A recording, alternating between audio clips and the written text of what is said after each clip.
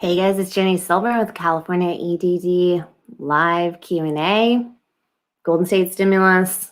What else? What else is going on in California? Whatever you guys want to talk about, pretty much.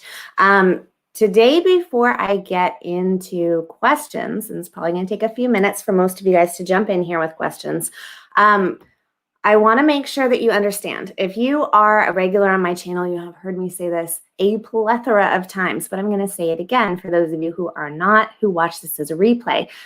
If you have at any point during the pandemic after December 20th received unemployment benefits at all, whether it was regular UI, PEUC, Fed Ed, or PUA, you want to make sure that you understand to log in to UI Online and check your dashboard.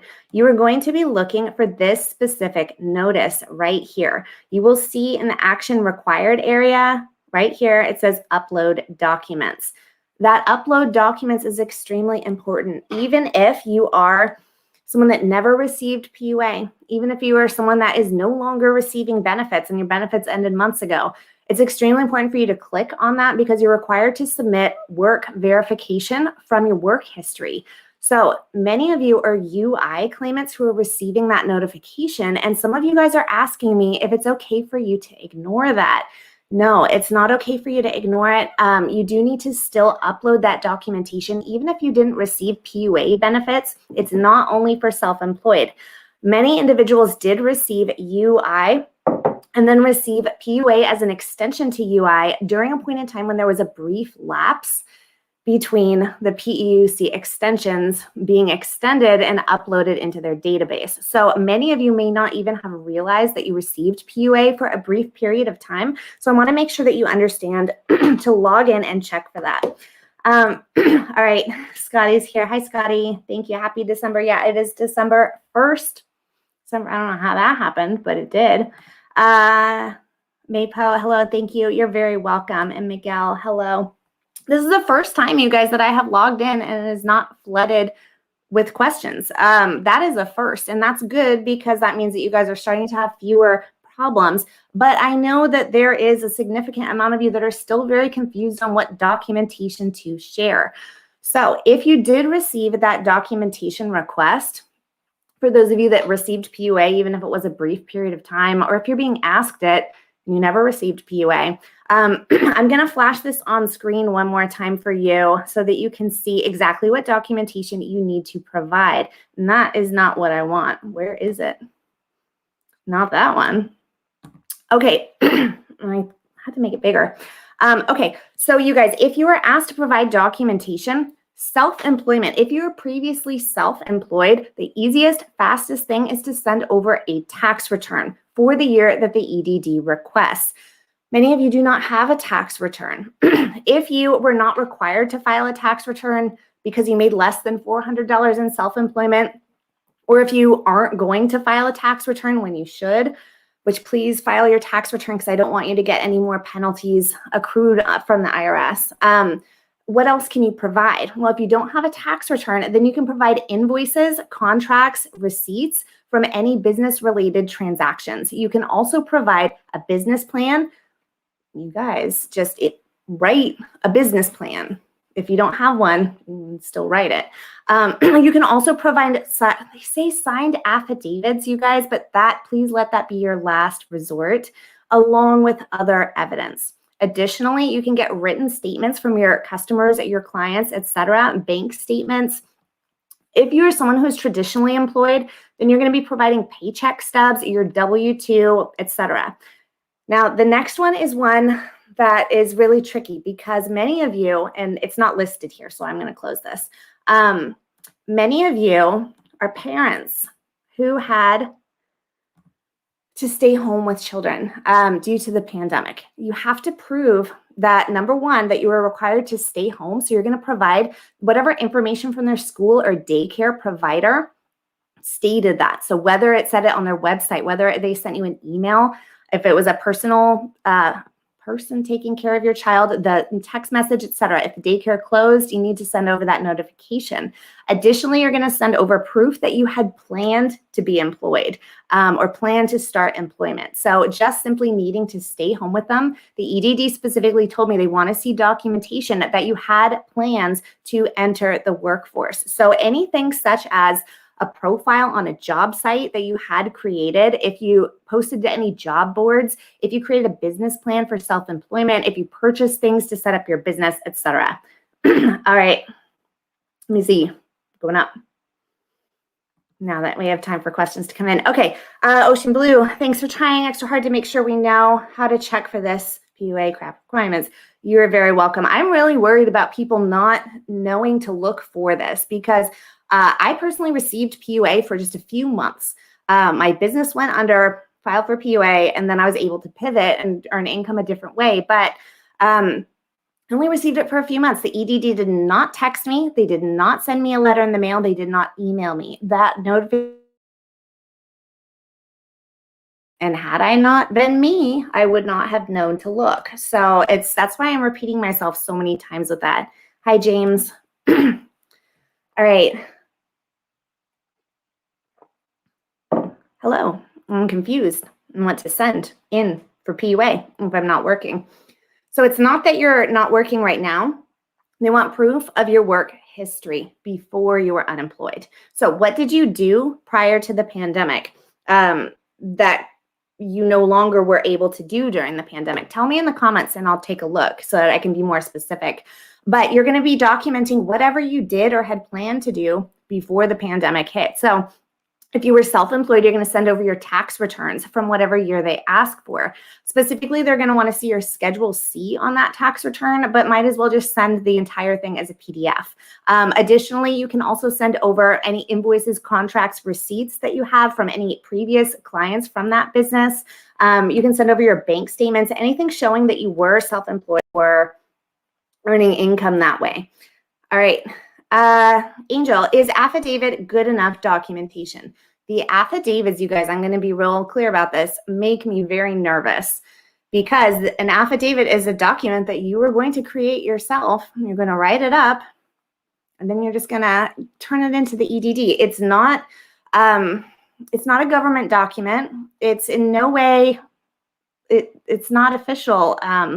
So it makes me nervous. Now, the EDD clearly states that you can provide a signed affidavit if you are trying to prove self-employment history. They very clearly list it in a couple spaces. The problem is that I have asked the EDD at least 12 times over the last several weeks, over and over again, you guys, in writing to my contact, please tell me what you want to see exactly on an affidavit so that it would be accepted. They will not tell me. They refuse to tell me any sort of guidelines with this. The only guidelines that they told me was that the affidavit did not need to be notarized. The only thing.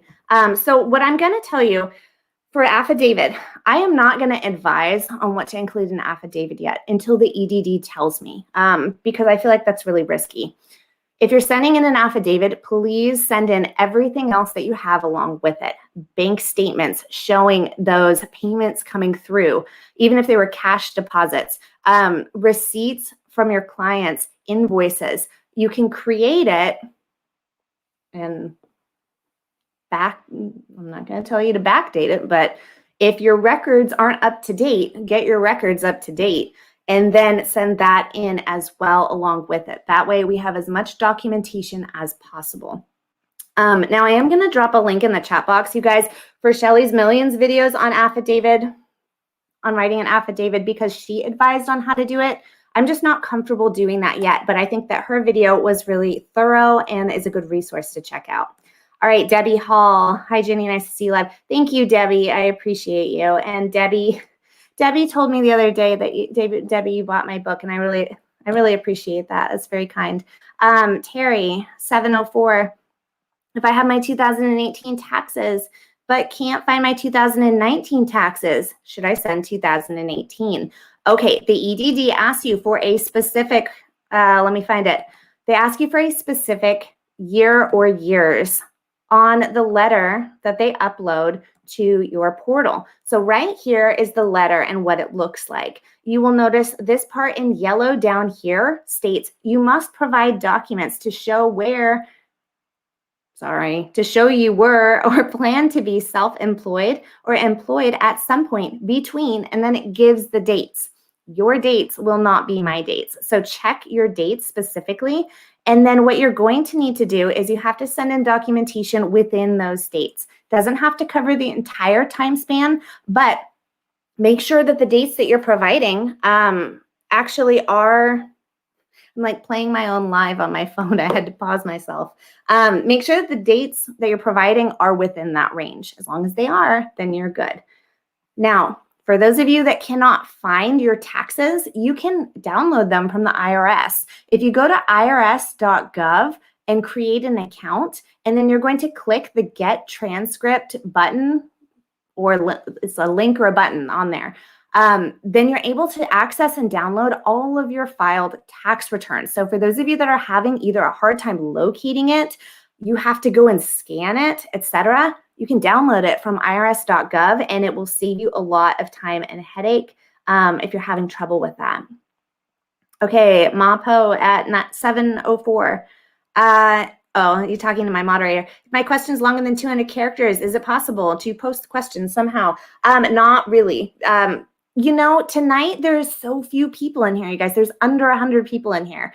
So that means that if you post a two-parter, and you post it really close together, then I can probably read the whole thing. So what you can do is you can write it into a Word document.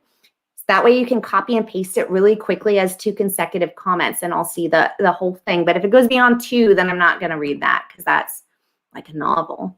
I need some tea. All right. Valise at 704. Hi, Jenny. I didn't make enough in 2019, but I have 1099 and have 1099s for 2020 with returns. Now my problem is 2019. So I think what you're saying is that you did not make enough to file a tax return. Is that what you mean? Let me know in the chat down below and I'll double check. Okay, so if you didn't earn enough in 2019 to have to file a tax return, then you're going to have some other kind of documentation on how you were paid. What did you do specifically to earn that money? I'm curious because then I can advise you a little bit more.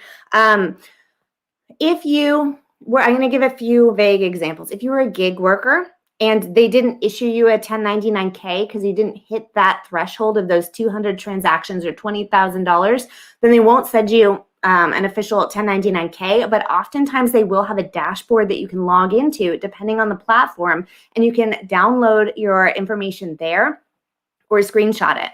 Additionally, if you took in payments from a payment processor like Venmo or PayPal or Square, or if you took checks, or even if you did cash deposits, you can screenshot or download as a PDF your bank statements and send those in as well. But accompanying those, I would also create and send in invoices for your clients. So even if you didn't necessarily invoice those people, I would get caught up with your record keeping and have those ready to go as well. Aside from that, you can send in an affidavit stating everything, swearing that is true and correct, and sign it, but I would not send that in without also sending in receipts, contracts, invoices, bank statements, etc. Okay, Ocean Blue. Okay, I kind of like it when a random question comes up every now and then because it breaks it up. Sometimes I skip them though because I feel bad. Do you have any hidden talents? Singing, dancing, poker master?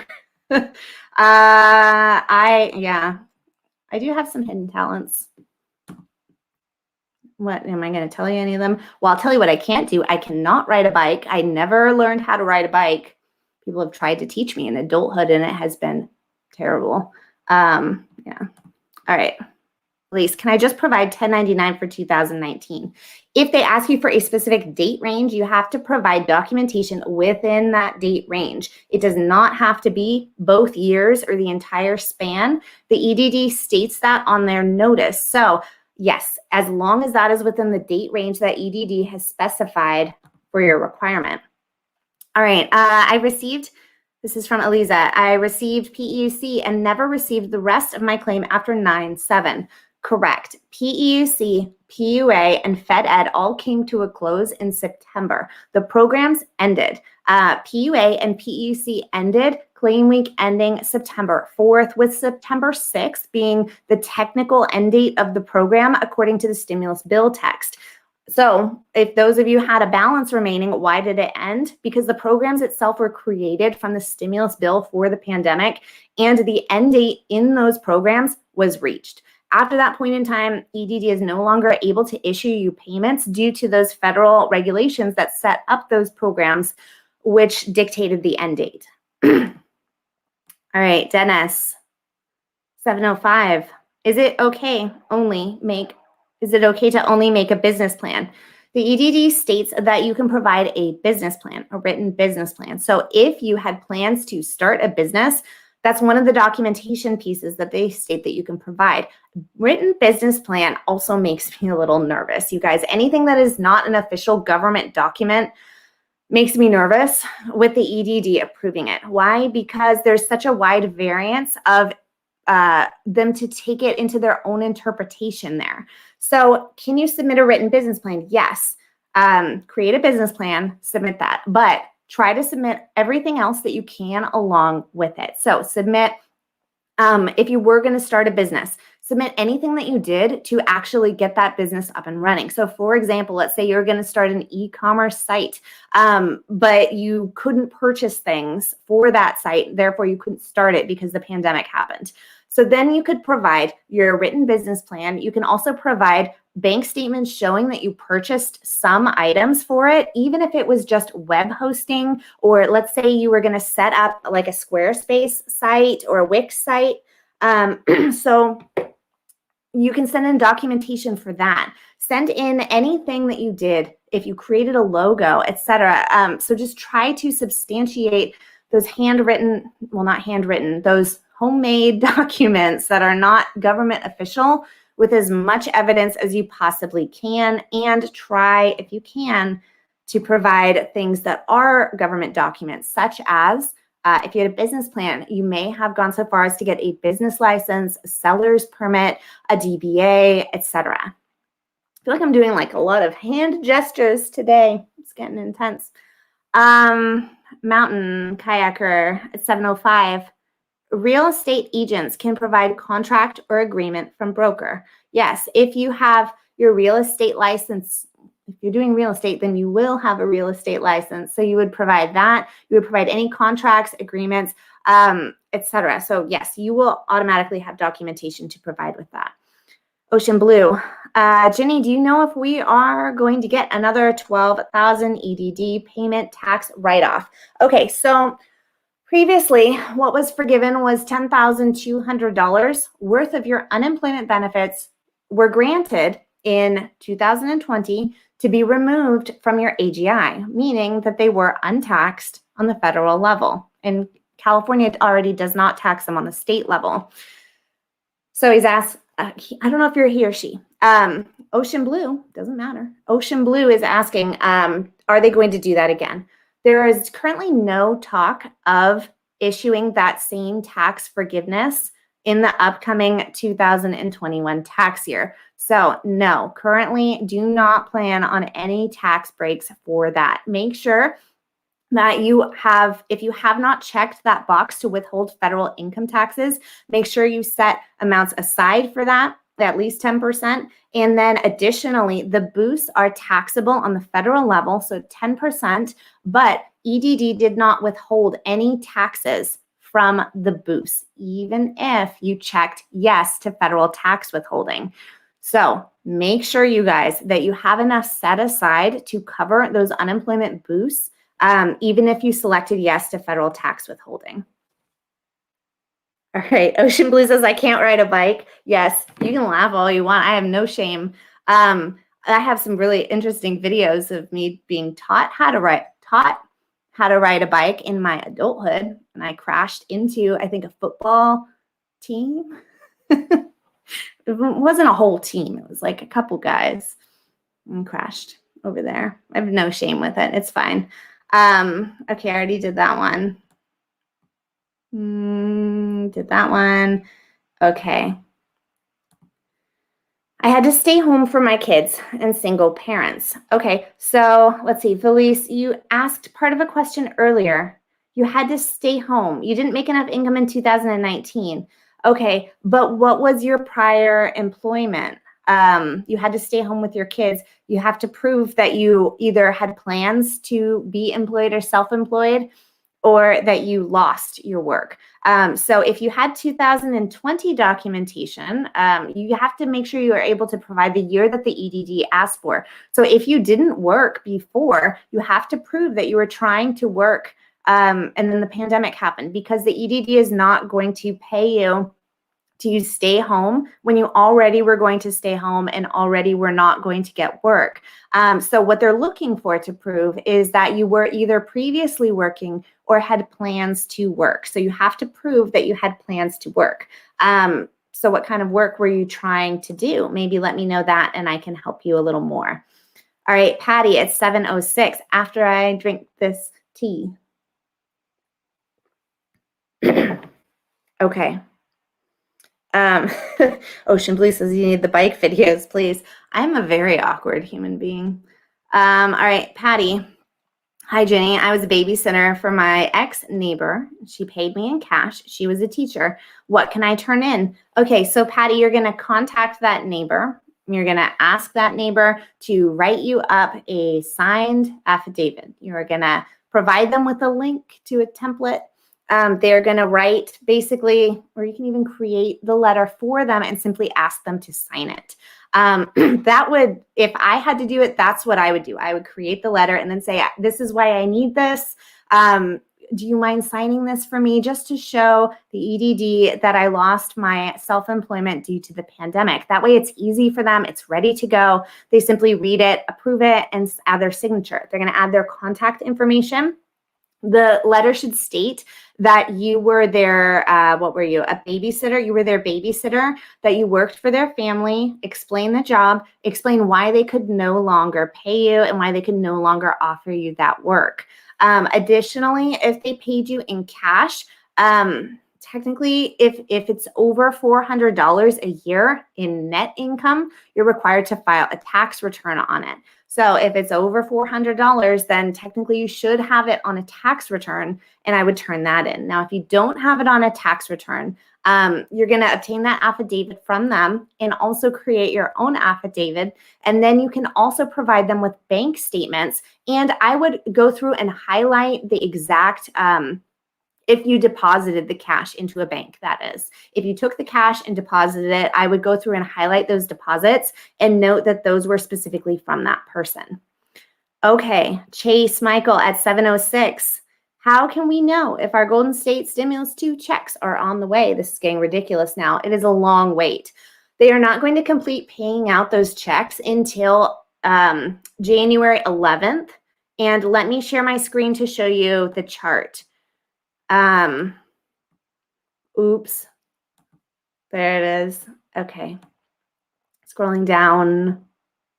That's not it. There it is. Okay, you guys. So they're not going to complete these, yes, until January 11th. So today is December 1st, which means that the next payout is going to be right here on 12/13 through 12/31 for the next mailing time frame.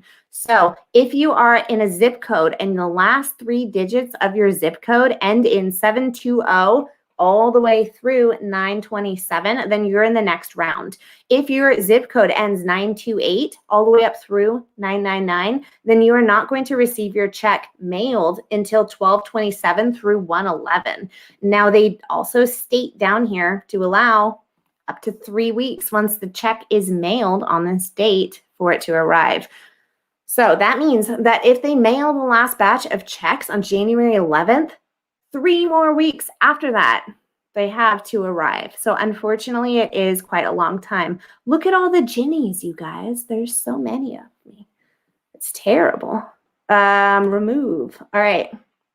All right. Let's see. I'm back. to gig worker since first week of September. Okay, but what I'm asking for is what did you do before the pandemic? Not what are you doing now? What did you do before the pandemic? So let me know and then I'll see if I can help you. All right, Ocean Blue, does the extra $300 per week count toward income for medical levels? Medical levels. You mean like your medical insurance, I think, is what you were referring to, like on Covered California? I'm going to guess that that's what you mean. If you're trying to sign up on Covered California, yes, they ask you for all of your unemployment benefits, and that is included in your unemployment benefits. So yes, you must include that. All right, 706. Jack Val, 01. Can I send my personal bank statements 12 months as proof of income? Depends on what's on those bank statements. If your personal bank statements show deposits from self-employment, like if you were a gig worker and you had the payment platform transferring money in there, or if you had clients, customers, etc., transactions posted to that account or cashed checks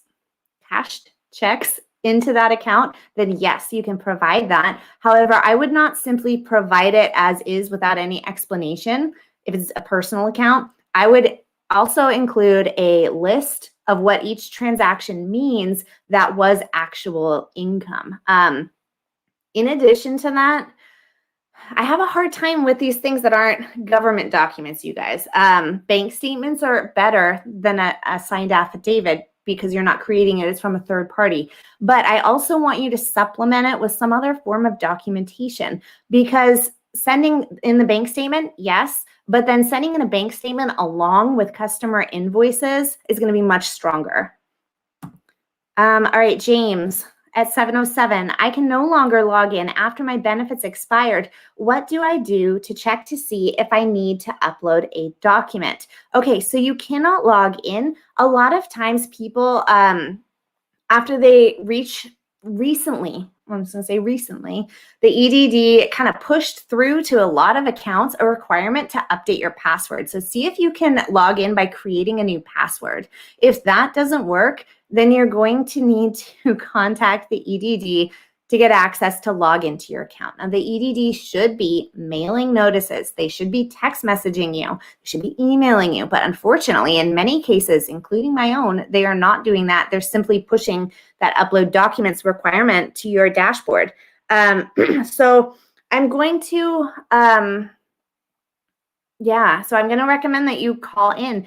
But I would not call in the main customer service line. I would call in the tech support line. Annie, I haven't asked Annie to do anything because I've just been talking this whole time. My moderator is in here. She's going to drop the link. Annie's going to drop the link to the 25 phone numbers to call EDD video. Annie, I hope you have that link.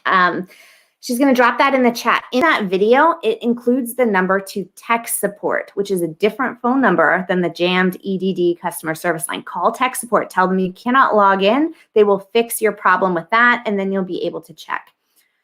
All right, Veronica at 707. I had to file an appeal and haven't heard from EDD and wasn't able to certify. Is that normal? Okay, so yes, if you had to file an appeal, that means that your claim is basically frozen until that appeal is completed and EDD decides your fate and applies it to your claim. So unfortunately, the appeals process can take anywhere up to like 4 months to 8 months, with the majority of claimants reporting back to me that they take about 6 months. So yes, you're not going to be able to certify during that point in time, unfortunately. And I'm sorry you're stuck in the appeals process. If you need assistance with your appeal, contact Pershing Square Law. They've been very helpful on my channel with providing information, as well as many of my subscribers have also told me that they use them and they're very happy with their assistance. Ocean Blue says, my husband should be bringing me snacks and tea live during my broadcast. He's watching the kids and he's putting the kids to bed. So I think I would much rather not have like a naked screaming 3-year-old running through the live. Maybe that'd be interesting. I don't know. But snacks, I like some snacks. But I would, what did you say? You said tea and snacks. I'm having tea. I think I would I would order pizza and a beer. All right. Mapo says, Ginny applied as self-employed for PUA in March 2021. No income prior to 18 months. Hold on. No income in the prior 18 months, but you applied as self-employed. I have a signed care contract from a client. The contract was canceled. Okay, good. Due to COVID. Okay, yes. So you're going to be sending in that contract. You are all good with that. Now, let me see. There's a second part. Caregivers are regarded as employees in California. I plan to submit the contract and termination letter. EDD lists acceptable documents for each. For me, it may be planned to begin self-employed or employment. Yes, you're going to send in the contract that you have, the cancellation letter. You are all set. That is what you need. That's what they're looking for. So you're good to go with that. All right, Bill at 7:08. Hi, Ginny. My wife is self-employed, and when she filed for EDD, she put the gross income instead of net. She got the minimum 167. Will this be a problem? Okay, so yes, she did make an error because the application online, if you check my very first video that I ever made here with this channel, you will see the application on screen and you'll see where it says net. But many people did make that mistake. And it was a very confusing, long application. So it's an understandable mistake. But in her case, it's actually going to be all right, because for those individuals that entered in their gross, and then because of that number, they're awarded a higher weekly benefit award amount, EDD then has to readjust it and they have to pay back the difference unless they are granted an overpayment waiver. But in your wife's issue, she should correct that amount with the EDD. She should send in a contact us message and let them know that and screenshot it so that she has it in writing.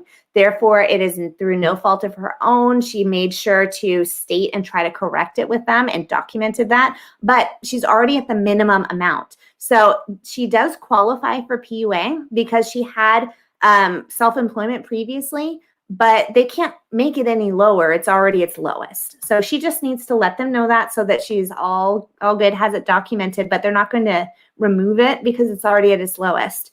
Olga, thank you very much. I really appreciate that. All right, Patty, I was a babysitter for my neighbor's kids. She was a teacher, paid me cash. I never claimed it on my taxes. Okay, so you're going to contact her, have her provide you with a signed statement, and then you also provide a signed statement as well. Okay, Ocean Blue, don't sign affidavit, right? A little business plan. Okay, I would provide as many of the documents as you possibly can. If you're planning on sending in an affidavit, that does make me nervous. And so as I've said many times in this live stream, yes, EDD says that they will accept it. They have refused to tell me what information to include and what they find acceptable. So please try to send in additional documents along with that if you plan to send that in. Okay, I already did that one. Mountain kayaker, submitting my real estate agreement with a broker is okay. Yes, that is proof of your employment. This is my own link. Why am I clicking on that? I don't know. Ginny, how I classified myself accept the applicability of the documents I am submitting? So you are talking about your plan to be a caregiver, and you were classified as self-employed, but I think your caregiver contract was going for employment. No, it does not matter, because the reason why you're assigned to PUA is because you weren't actually an employee previously. In your work history, you did not have W-2 income. Therefore, EDD could not classify you as UI because they must have $1,300 or more in your highest earning quarter prior to being employed to classify you as UI. Therefore, you qualified, but they put you on PUA. So no, you're classified correctly. You're going to submit that documentation and you are all set. All right, did that one. Okay, I was on PUA and took a lump sum 401k. I don't know what we're saying there with the 401k. Mark at 712, why are they specifically asking for Schedule C? They aren't specifically asking for a Schedule C. They are asking for you to provide documentation, and then they give you a long list of items. Included in that list is a tax return. If you were self-employed, then the page of your tax return, or the section of your tax return that chronicles that it's not like an epic, the page of your tax return that shows all of your self-employment income is called the Schedule C. But if you were an employee, you're not going to have a Schedule C. You just send your tax return. All right, Debbie Hall, Schedule C showing loss, both 2019 and 2020. Will this be an issue to submit? Okay, it depends on what income you put on your application. On your application, Debbie, what amount did you put for your net income from self-employment? Talk amongst yourselves. Oh, it got stuck the wrong way. Okay, not COVID. T. All right, I'm back. So if you put on your application that you made nothing, and you're being awarded PUA at the minimum amount because your plans for future self-employment are now gone due to the pandemic, then you're good.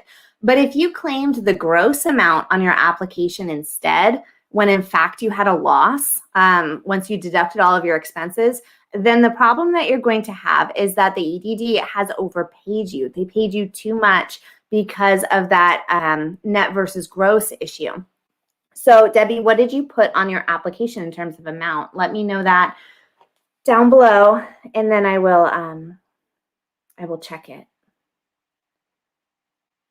Okay, Ocean Blue, thank you. Ocean Blue is reminding you to thumbs up the video. That really helps, as well as leaving comments on it when it's done. It helps my channel. Thank you. I appreciate you reminding that. Okay, let's see, Patty. Hi, Jenny. I was a babysitter for my neighbor. She paid me cash. Okay, so Patty, I've already answered that question many times. Hopefully you heard my many answers. Need a call-in line. Okay, Valise, I did DoorDash in 2019. I have bank statements of payments from DoorDash. Great, yes. So you're going to provide your bank statements, but DoorDash, I've seen what Uber and Lyft dashboards look like, and you can see the totals there. I'm not sure if DoorDash, I would guess that they would have a comparable dashboard as well for showing your payments that you received. So in addition to bank statements, you can also provide the dashboard itself from DoorDash if you have access to something like that. All right, JM, EDD denied PUA to 1,000s of regular UI claims who exhausted UI, Fed Ed, PEUC at end of 2020, and who didn't originally lose their job due to COVID, but who were unemployed due to COVID at time of exhaustion. I don't think that you have a question included in that statement, but I do see lots of caps. If you have a question, let me know down below. Rosalina at 7:15. What about the California rental assistance? Why aren't they sending out checks? We are waiting, for months. Eviction filed, and I'm waiting on a check. The rental assistance is a big problem. I don't have access to the same sort of resources. There's not as much information on that program available. I did a Q&A with a higher up in the program, but basically the only thing gained from that Q&A in terms of why is it taking so long is that they have an extreme volume overload of people that need the funds, and there's a lot of hurdles that they have to go through on the federal level. They're required to check in with your landlord 3 times and give it about 2 weeks before they move on to working with just you if your landlord isn't wanting to work with them, as an example. So there's a lot of federal hoops they have to jump through, but it's taking so long. There's people on my channel who have applied for this months back, and it's really hard for you guys. I'm really sorry. What I would recommend is that you contact your assembly member, same as with the EDD, right? EDD is not functioning. So went over to assembly members, and the assembly members are able to put pressure on the EDD on a legislative level, have hearings with them, etc., and get rules changed, but also they have a liaison assigned to them to talk to them now. Same thing is going to be true with the rental assistance. Contact your assembly member and let them know what is going on. in hopes that they can connect with that department for you on your behalf and hopefully speed things up. Now, as long as you are in the queue for having your application reviewed, according to the laws surrounding eviction, you cannot be evicted if you are waiting on that up until 2022. Now, watch my rental assistance Q&A video for the exact dates on that, but I do confirm that in my Zoom Q&A with that agent. All right, Joseph at 716, what are the timeframes on rent relief on future payments? Future payments, so they issue you rental relief payments in series of about 3 months. Once you receive those 3 months on your, I haven't seen the dashboard, so I'm kind of talking about it without knowing exactly what it looks like, but what Housing is Key has told me is that on the dashboard, once you have used those 3 months, shortly before those 3 months are used up, then another period to reapply for is sent to your dashboard, and you are issued a notification that you can apply for additional months. If you're not seeing that, and you've used up all your funds, then I would contact them directly. And if you can't get through, then I would contact your assembly member. Can you provide a 1040? Yes. If you're required to provide work documentation and you were an employee, or if you were self-employed, you can provide your entire tax return, and that is fine. I was on PUA and took a 401k lump sum distribution and claimed accordingly. I got an email that I might not have been qualified for PUA. Currently unemployed and living off my 401k. Okay. The email that you received that you might not qualify, what was the basis? What did they state specifically? Was it the email that everyone has recently received where they're asking for prior to unemployment work verification? If that's the case, you simply need to provide that documentation to the EDD. Now, if you received a 401k lump sum distribution and you claimed it on your biweekly certifications and you claimed it properly, then you would have received excessive earnings wherever it applied according to the amounts and the frequency that you were required to claim it. And then EDD should have adjusted your benefits each week accordingly. So without knowing exactly what the specific email states, I would contact your assembly member to get some further help on that. Okay, did that one. Let's see. Oh, my chat just went away over there, so I guess I'll look over here. Computer program's not working well. All right, let me look up here. You guys scroll all the way up, you guys. All right. Alicia Banks. Hi, Jenny. I was planning on sending proof of job searches, emails of being denied work, and I was going to also send in an email that I received that the job I was hired for is no longer open due to COVID. Is that enough? So proof of job searches, emails of being denied work, and that the job that you were hired for is no longer open due to COVID. Yes. So they're looking for your prior work history. So what were you going to do before the pandemic? If you had actual proof of work before the pandemic, then send that, such as a tax return, etc.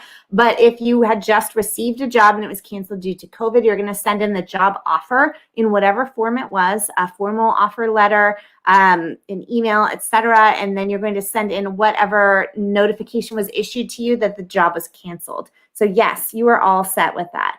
Let me see if I can get my chat back over here because this is easier. There we go. Okay. Let's see. I've already commented on this. Yes, I follow all the news as it unfolds. It's what I do. I can't ride a bike. Yes. Okay. Let's see. I've been working as a caregiver for my parents, and I've recently tried to sign them up for in-home social service. I don't know what it stands for. Is that what it stands for? IHSS. I know what it is, but I don't know the acronym, but does not qualify. I do everything for my mom. She's on oxygen and not very mobile. I do not get paid, just live in the house for free. How do I show proof if I don't get paid? Okay, so you're working for a caregiver.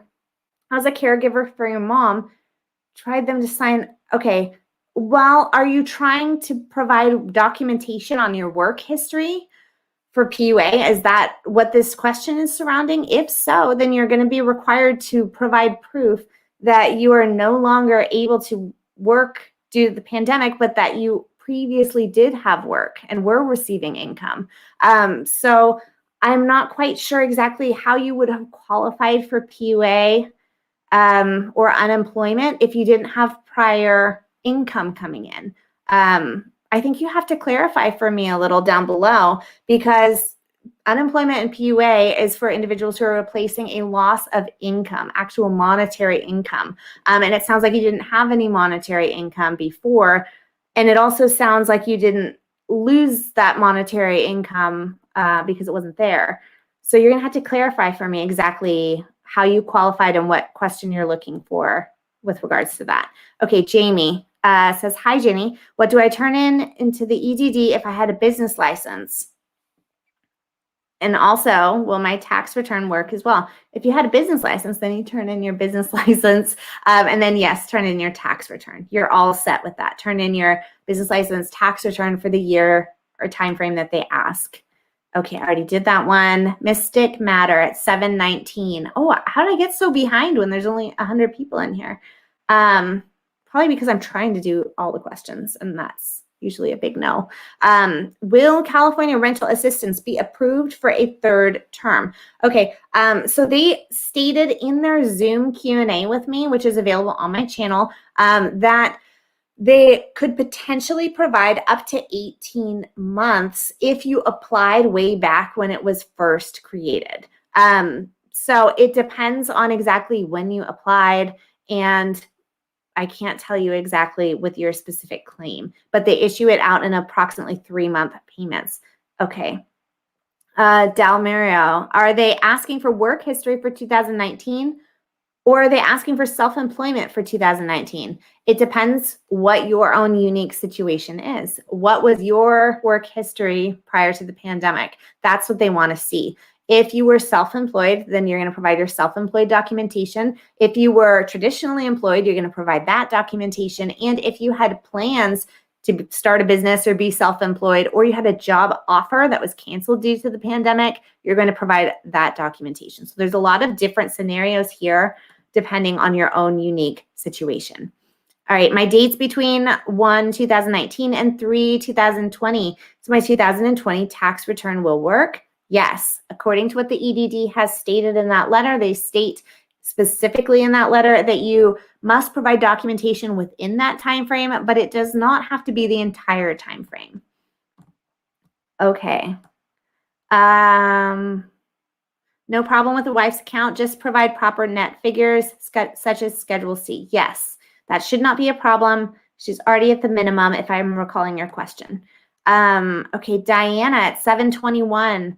Any new tricks to get a hold of a live person on the phone? I made a start date mistake when filing for disability when I had COVID and shortened myself an entire month of SDI. Sorry to hear that.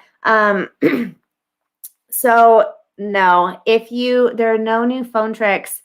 The phone system has changed so that my previous 134 phone trick for getting through to the EDD does not work. They changed their menu systems. The only tricks are, if you can't get through, contact your assembly member and have them be the middleman person between you and the EDD as a liaison. So you can go that route, or you can use Claimer. Annie, can you drop the links in the chat for both assembly members as well as Claimer? That one gets you through, but it is a paid service. So it's up to you how you want to use that.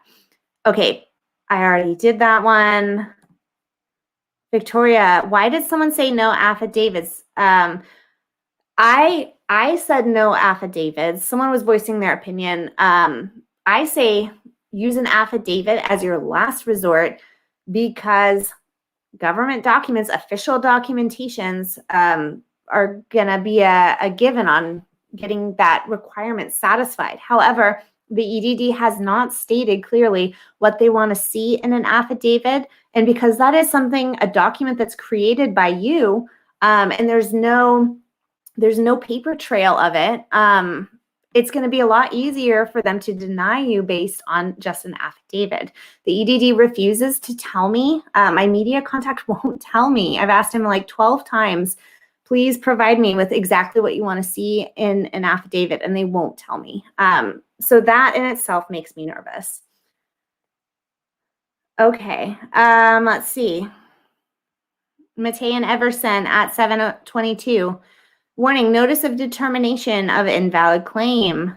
Okay, an error regarding the need to have worked in the claim period, which is, yes, correct. So if you receive a notice of determination of invalid claim, that means that you are not going to qualify for a new claim. Now, the EDD issues an approval letter for a new claim, followed by an invalid claim notice if you had subsequent unemployment claims and did not work in between. If you filed for unemployment, you reach the end of your claim and then you file a new claim, but you did not work within the last year, you do not qualify to receive unemployment benefits. The EDD is not clear about this requirement. I have a lot of videos about it because I tried to make it clear, but the EDD does not state this information clearly. You have to kind of dig for it on their website. You must have worked and earned at least $1,300 within your highest earning quarter from the start of your most recent unemployment claim. So you can't be unemployed and then have another unemployment claim after that. So that's what that means. Okay, I already did that one. Scrolling down, I'm at 7:23.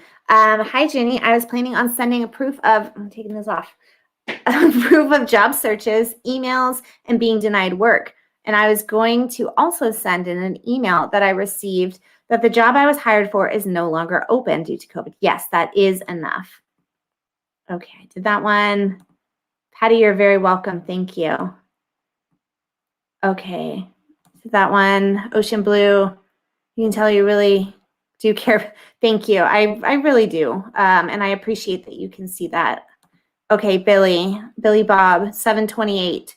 EDD didn't pay me for a few weeks that later on the judge ruled I should have been paid. I still have not received my payments, but regardless, I should be due at least the extra $300 that was given. Okay, so yes, if you had an appeal hearing, the judge ruled in your favor, unfortunately, it can take quite a long time for that decision to actually be applied to your claim after you have won it. When I did a Q&A with Asaf from Pershing Square Law, it's available on my channel to watch. He let me know that the hearing process, like once you actually are in front of the judge, that side of it is pretty efficient. But once it gets handed back to the EDD, and in the time leading up to your actual hearing, that it takes an extremely long time. Contact your assembly member if it has been more than a couple of weeks, but unfortunately it does take several months in most cases for them to actually apply that decision.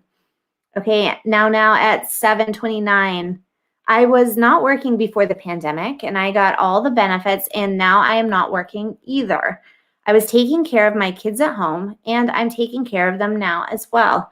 Okay, so if you are asked to provide documentation, you must prove that you had intention of working, that you had a job offer that was canceled because you had to stay home with your children. So you would provide that written job offer. If it was a job offer letter or an email, etc., you would provide any documentation that you were searching for a job. So if you created a profile on Indeed or a LinkedIn portfolio, it's not portfolio, you call it, I don't even use it.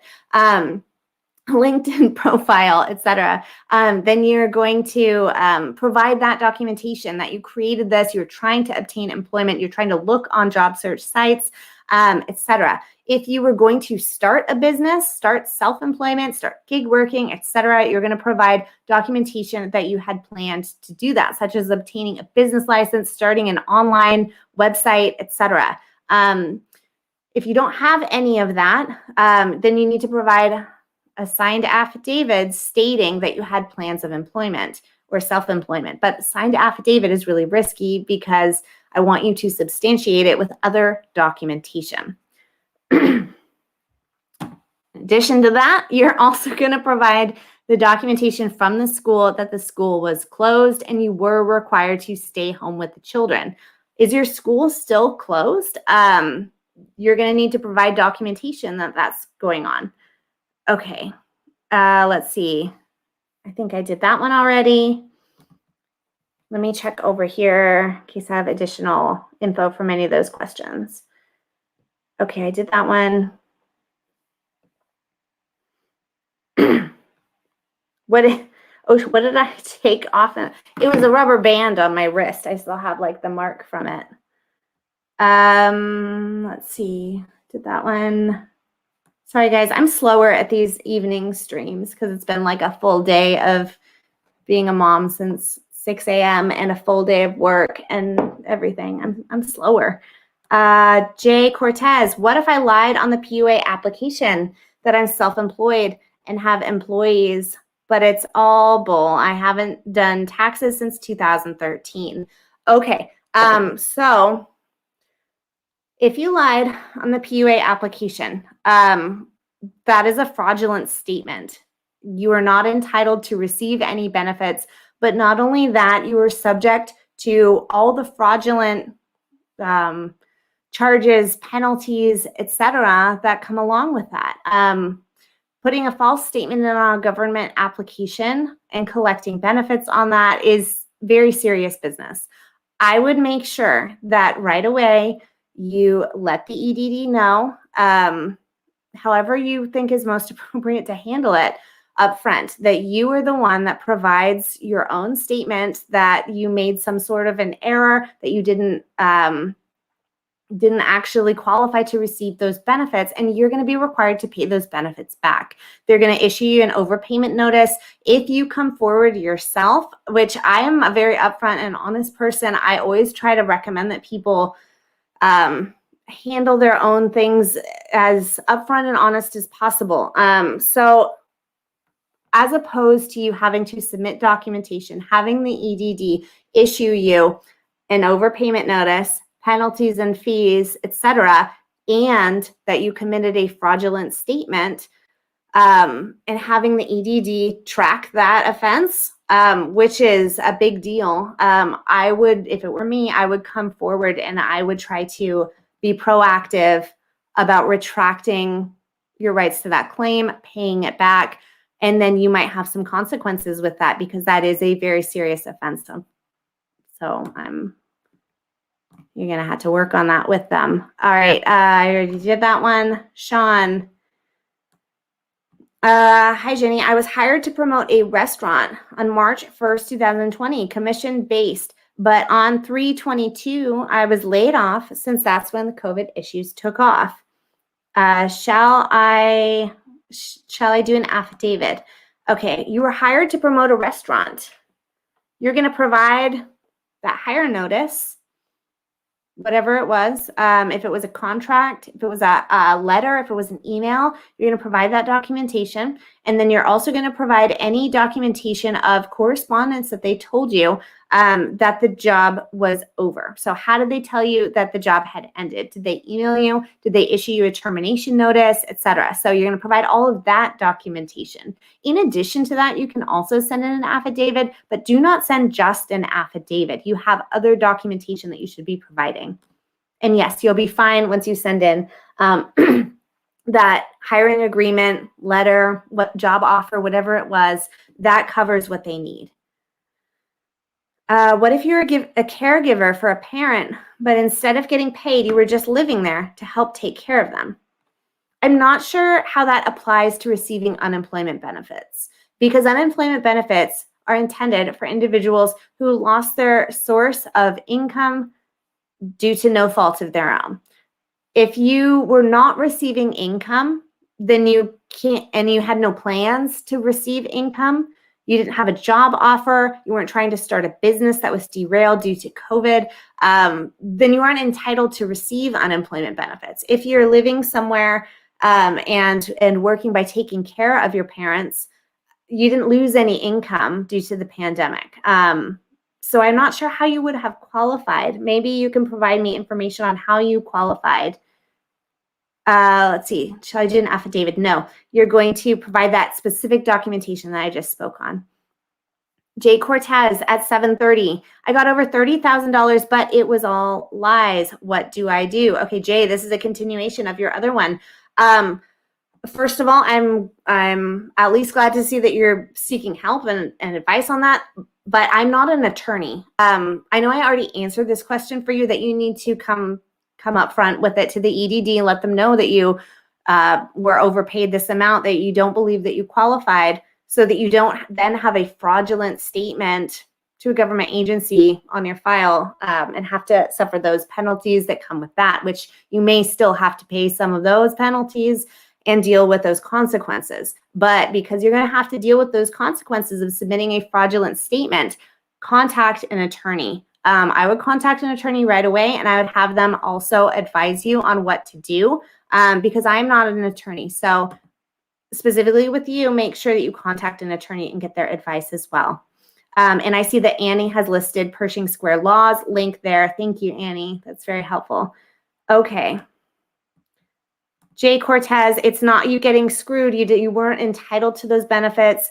So yes, you are going to have have the consequences that come with those actions of claiming those, but contact an attorney so that they can advise you on the best thing to do. Okay, sorry guys, I am expecting an important phone call. That one wasn't it, but if I get another phone call from a different number, I might cut out. Melrose, hi Melrose, honey. I hope you're doing well. All right, Singing Satellite 731. Do you have advice for California National Guard members? What's advice specifically? I'll have to see if you provide more information later. Thank you, Ocean Blue. I appreciate that. Should I do the rental thing? Jay Cortez, I don't know what that means. Contact an attorney because you submitted a fraudulent statement. I'm worried about that. You need to rectify that situation. California Guard workers were employed for a period of 6 months and then let go. How should we file when we have government orders and some previous pay wasn't taxed?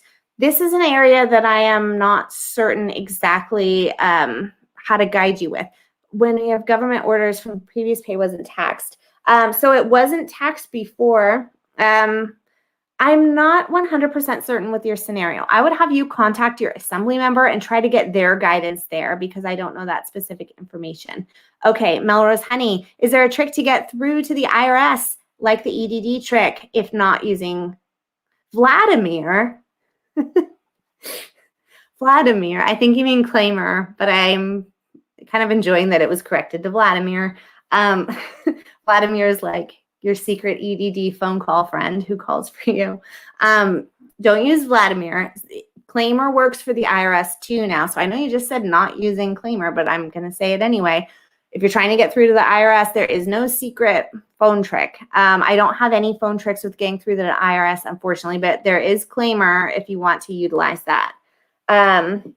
Melrose Honey, can't give super chats now. I disabled those probably about 6 months ago, maybe longer, 8 months. I wanted to take all the questions from the chat, and I didn't want only people with money to spare getting their questions answered because those are oftentimes not the people that need the help the most. So yes, I don't do super chats anymore, but thank you. Okay, thank you so much for all your work and answers. Thank you, I really appreciate that. Why did I get so much money? I haven't worked in over 6 years. From what you stated, you posted on your application that you were self-employed and the minimum self-employment benefit award amount was $167 per week plus an additional federal boost. That's why. Please contact an attorney. Please figure out how to rectify that fraudulent situation so that you do not have much more serious consequences down the line. Well, I've not lost weight. I eat like a whole pizza and beer every night. All right. Nope. Bill, thank you so much. You're very welcome. Melrose Honey, trick to get through to the IRS. No, unfortunately, there's not. It's just Claimer. And Annie can drop my coupon code, which saves you. It's not a coupon code. It's a link. If it's your first call, it saves you $5 on calling the IRS, but it's a paid service. And I know not all of you will be able to do that. If you can't get through, you have to just keep calling the IRS if you don't want to use this service. And I'm really sorry I don't have a trick. Okay, thank you. I appreciate that. Okay, Easy Cut, 736. Hi, Jenny, I applied for UI, but I only worked from the end of 2020 to January 2021, and I'm self-employed barber. Can I still apply for PUA at the same time? PUA has ended. You applied for UI. You only worked. Can you still apply? PUA has ended, so no, you cannot apply for PUA at all. The program has ended effective September. Can you apply for previous months of PUA? No, you cannot, because that application period has ended. Okay, Rosalina at 736. What about California rental assistance? Okay, I already did that one. It's very unfortunate that they're taking so long. Contact your assembly member and see if they're able to help you to get things moving forward. Most likely they will do something similar to what they've done with EDD, where they contact them on your behalf and then follow up with you. Okay, Kristen at 737. What if I was a full-time student receiving financial aid? A full-time student receiving financial aid, unemployment benefits are intended for those who lost their source of income. They lost their work or their self-employment due to no fault of their own.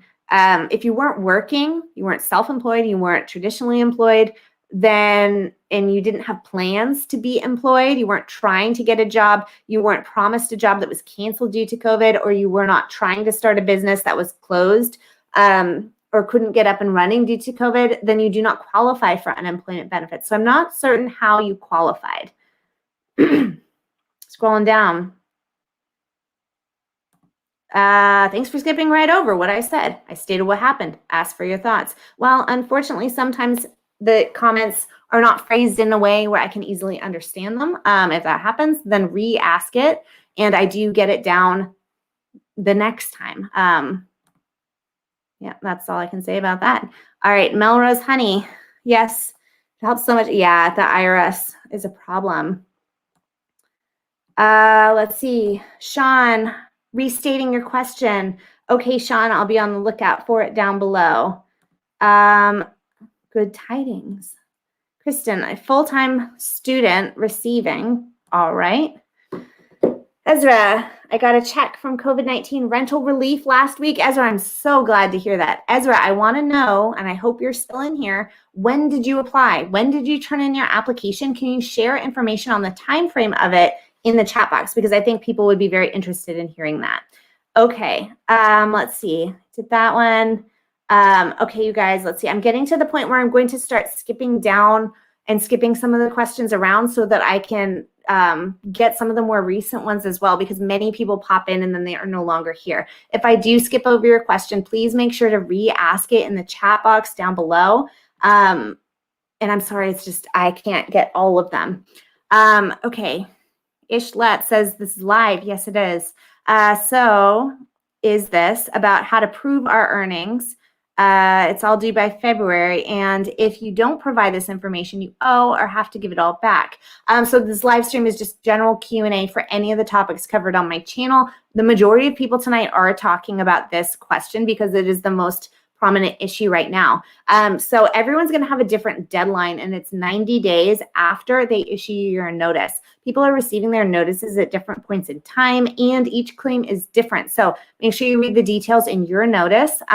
If you don't provide the information, then you can be subject to overpayments because you did not document the claims made on your application. With traditional employment, they can contact your prior employers and get your W-2 information, but with self-employment, they can't do that. They can't contact the IRS and get your information. You have to submit it to them. So that's why it's different with these PUA claims, as well as some of the other reasons why they require the documentation.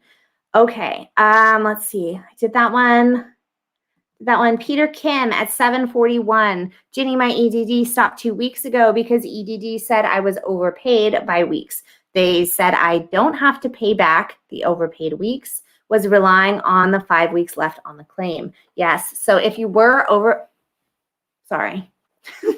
if you were overpaid, then you are going to have those penalty weeks if you still have claim balance, and then they'll basically take it from your claim balance that way, where you're not paid for those weeks. There's no way around that unless you appeal the decision, and the decision is found that the EDD made a mistake. Now,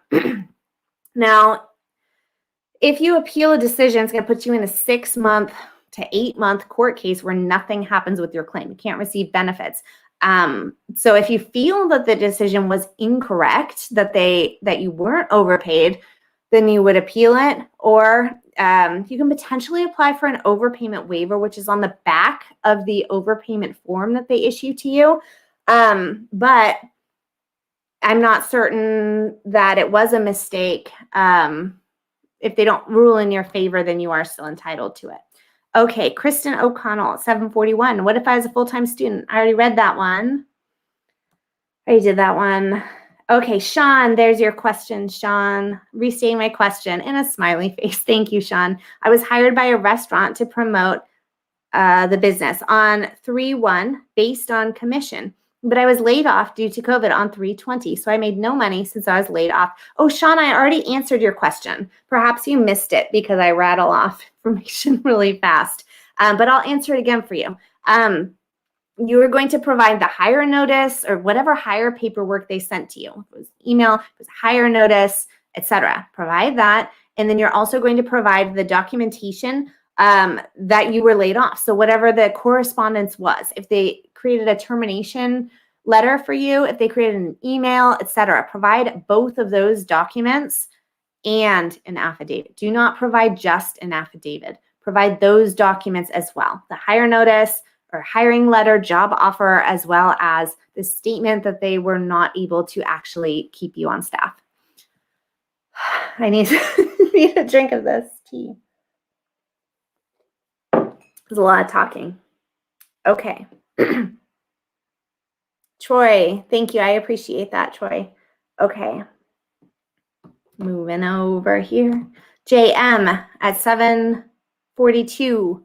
Ginny, is there any chance EDD will correct their improper PUA denials to exhaustees rather than making thousands of us wait for appeal hearings? Any word from Daniela Urban on this? Okay. Which type of denial? They right now are doing PUA reassessments, and those are being done automatically on UI Online dashboards.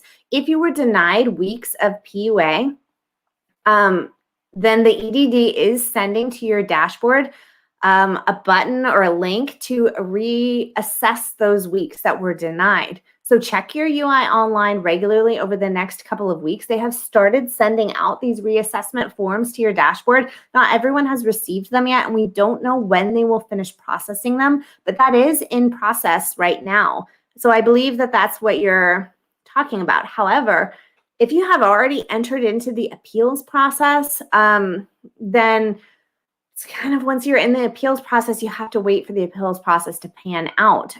So if you're in the appeals process, you need additional support, then contact your assembly member, contact Pershing Square Law if you want to work with them. But it depends on if you're in the appeals process or if you have that link come to your profile. Okay. And no, I don't have any new information from Daniela Urban, unfortunately. The last time I spoke with Daniela Urban, I was trying to get information on why the EDD blew past their pending payments deadline from their court order. It's not a court order. It's a settlement agreement. And she couldn't talk about it with me. She said, I'll contact you when I'm able to talk about it. She wasn't legally able to talk about it, unfortunately, but that's a different issue. All right, Courtney at 7:42. I'm wondering if anyone else lost their back pay PUA weeks available to certify after their requested documentation. I hope weeks available come back after I submit my documentation. Weeks available to certify from your back payment. I think that must be why they're on hold. But I can't say for sure. I haven't heard that problem reported yet. But submit your documentation, and it's worth, if you want to call into EDD. If it were me, I would not want to wait for EDD to process that documentation, which can take several months. We don't have a deadline for it. I wouldn't want to wait. I would either take the time or use Claimant to call in to the EDD to check on those previous back paid weeks that you need to certify for. Because if you don't certify in a timely manner, then you are not obligated to receive them. So that is time sensitive. So with your case, I would take the time to call in or use Claimant to get a hold of them. Okay. If the government overpays you, then they usually stop paying you for a period of time or require you to pay the amount back. Seems obvious, but that's usually, yep. But if they overpaid you and it is not through no fault of your own, then yes. If they overpaid you, but it's because you either submitted a false statement or committed fraud, then you are subject to also penalties, fees, and other actions depending on what the offense was. All right, Eric Raiders. I was about to get a job, but the theater closed. Is it okay to give EDD that job offer letter? Yes.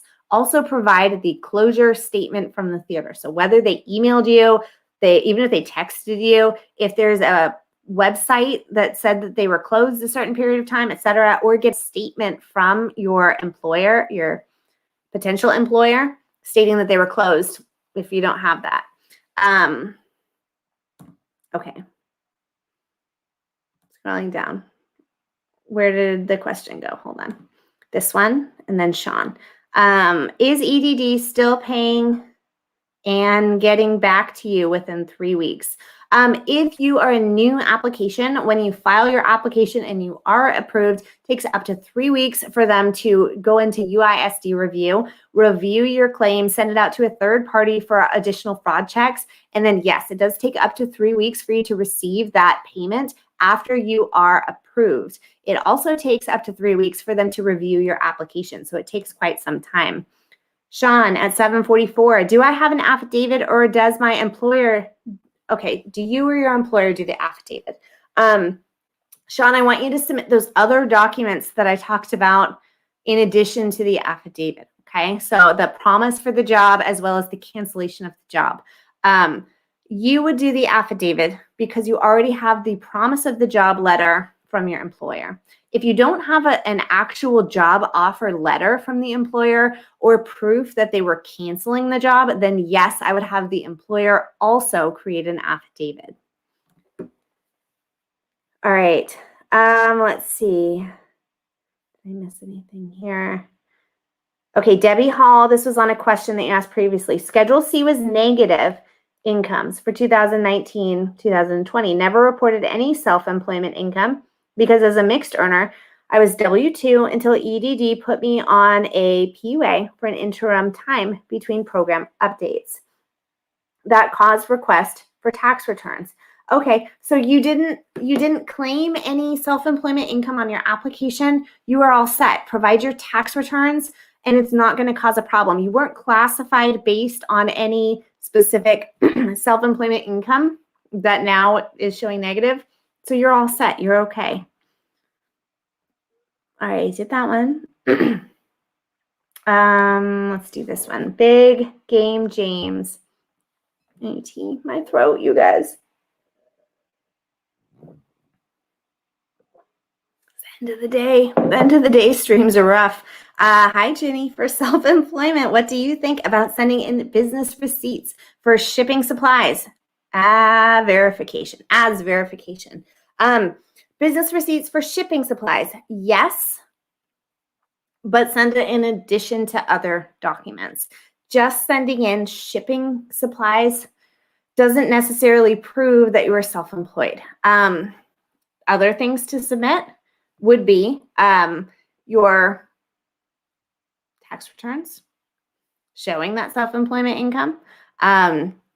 If you didn't actually earn anything, maybe you had just started the business and you were trying to get it going, then you're going to send in your business license, your seller's permit.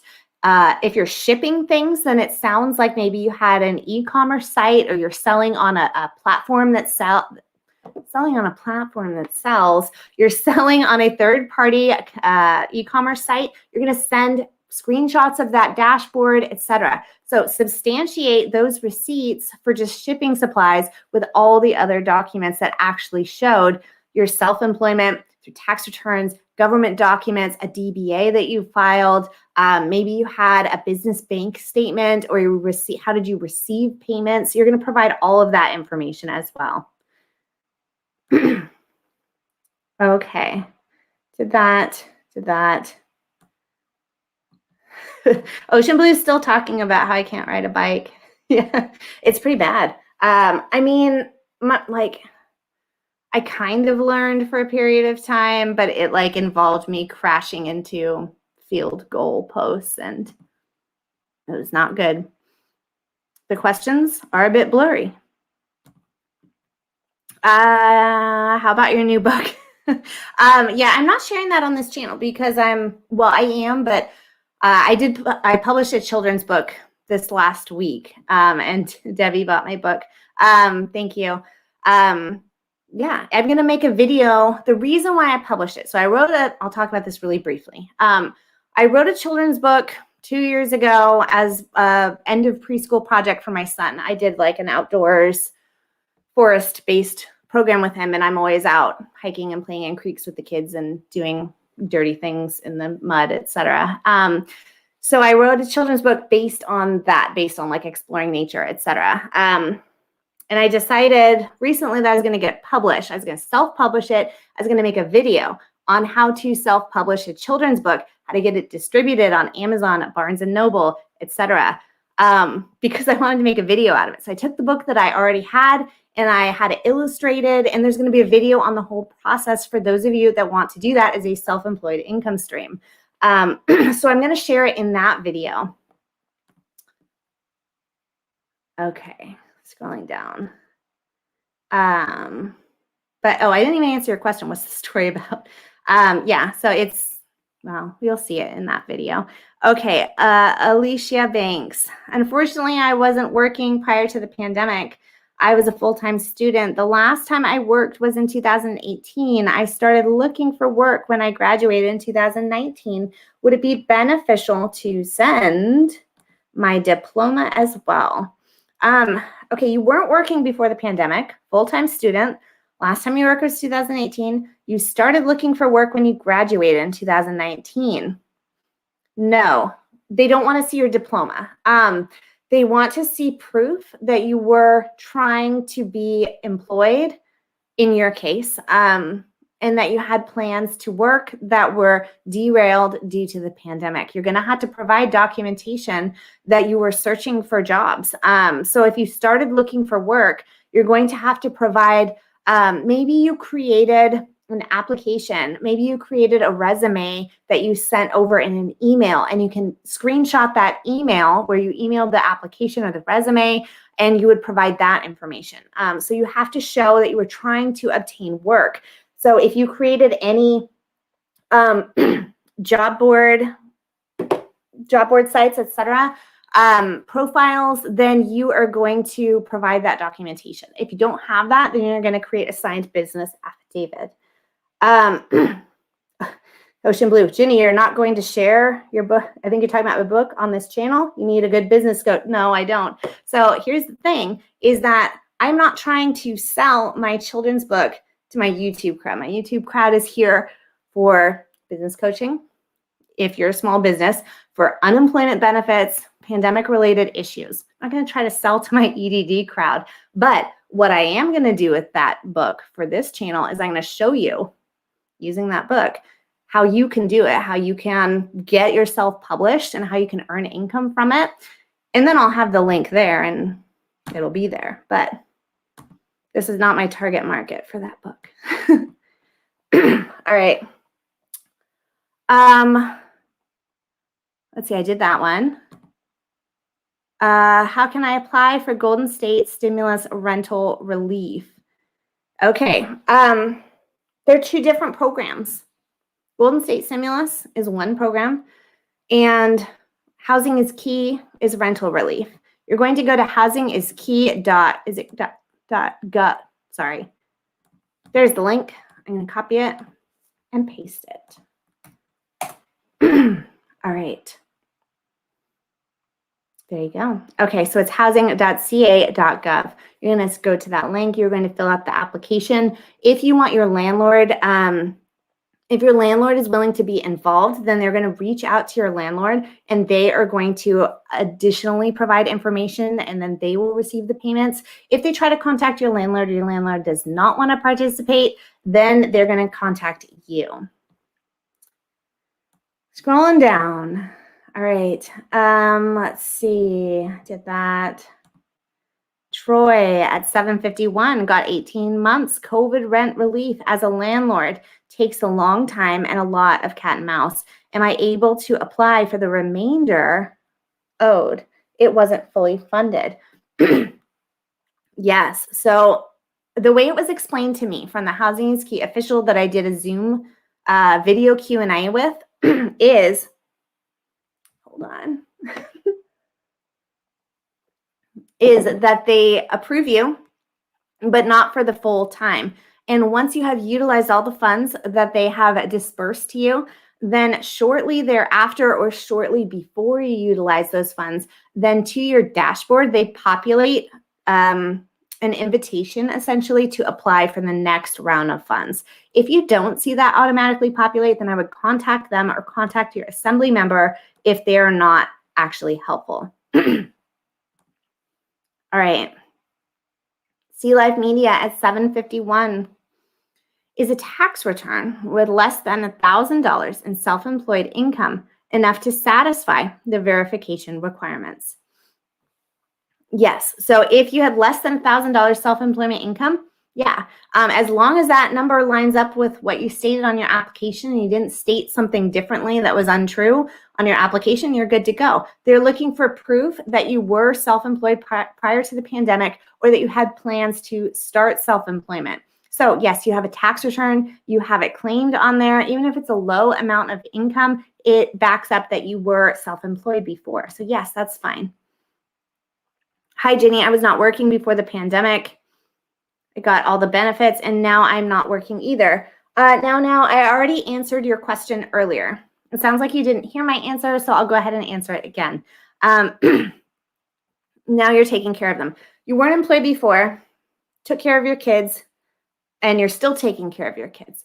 It has to be due to the pandemic in order to qualify for benefits, and in order to qualify, you also must have tried to obtain work or self-employment, and you can't do so because of the pandemic. So if you were taking care of your kids prior to the pandemic, you need to prove that you were trying to obtain work. So what work searches did you do? Who did you send resumes to? Did you try to start a business and you couldn't do it because of the kids? If they are still home now, is it due to the pandemic? And you can document it from the school and then also show that you are not able to actually be employed for that reason. Okay, let's see. I like checking my phone to see the most recent in case anyone provides me additional info for their question. Okay, I did that one. Sing satellites. Does anyone know when the phone trick stopped working? Okay, so the phone trick stopped working because, what's happening here? Phone trick stopped working because they changed their menu. They changed their phone system and their menu. So unfortunately, the phone trick does not work. There are no other phone tricks at this point in time. If you can't get through, you can try calling in. If you speak a different language, then choose a different language line. But you can also try calling your assembly member if you cannot get through, and they will be able to act as a liaison between you and the EDD. Or if you're someone that wants to pay a third-party service, then you can use my Claimer link, which saves you $5 on that service, but that is a paid service. Okay. I'm going to have to skip ahead a little bit so I get some more recent questions. As a reminder, I can't get all of the questions. So if I do skip your question, please re-ask it in the chat and I'll get as many as I can. Angelica at 8:05. Hi, Jenny. What if one were taking career training courses, which would have led to certification and employment, but school had to close due to the pandemic? Okay, so if you were taking career training courses, the school had to close, and you therefore could not have your employment. That's kind of a difficult thing there, because the EDD is going to want to see that while your school was canceled, what other ways were you trying to be employed? So provide your school information, provide your documentation that the school closed, provide a signed affidavit so that they have an explanation of the situation from you. But you also want to try to provide some sort of information that shows that you were trying to still obtain a job even when that prospect was gone. Because you didn't have prior work history, you were doing career training, you're going to have to show that you were trying to still be employed. So provide any additional attempts to try to be employed as well, in addition to those other things. Okay. Let's see. Troy, thank you. I really appreciate that. Okay, Singing Satellites at 8:09. How to apply for Golden State stimulus when it's not listed as living in California full-time for the previous tax year. So Golden State stimulus you do not apply for. It is automatic for Golden State stimulus 2. Golden State stimulus 1 required you to claim a California earned income tax credit on your 2020 tax return in order to receive it, unless you received CalWORKs, SSI, or SSP, and then it was automatic. But now we have Golden State Stimulus 2, which is not a second $600, but it is an expanded eligibility. This expanded eligibility does not require the claiming of the Cal EITC, California Earned Income Tax Credit, on your return. Instead, it is automatically given to individuals who qualify, who had an AGI below $75,000, their California AGI below $75,000, but it had to be at least $1, and wages in the amount of $0 up through $75,000. You have to have lived in California for at least 6 months, and you must be living in California at the time that the payment is dispersed. So that, like, all in one breath. Now, you do not apply for it. It is automatically granted. Now, you have not received it. You're living in California. If you filed your 2020 income taxes, then it will come to you automatically if you qualify.